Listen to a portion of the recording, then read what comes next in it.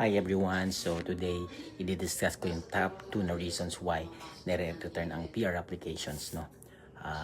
It doesn't matter kung anong pathway ang in-apply ninyo. So number 1 is yung missing documents or kasama na dun yung inaccurate documents. No?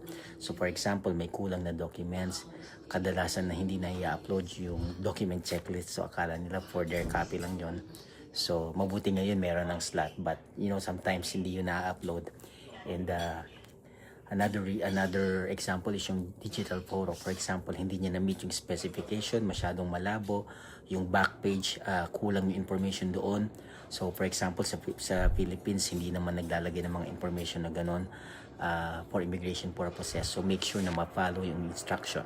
So i-return nila yon kapag mali ang document na upload or kulang ang na-upload na documents. No? Pangalawa is yung incomplete forms or yung forms na fill out inaccurately. So common mistake ay yung history, personal history sa IMM 5669 at saka yung address, no, may gaps. So ibabalik nila yung application kapag mali-mali ang pag-fill out ng forms, no. At marami pang mga forms katulad ng travel history, yung supplementary travel form.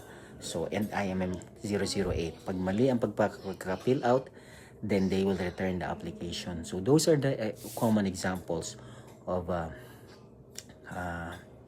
reasons why nare-return ang PR applications. So tune in po for more tips sa immigration. Thank you.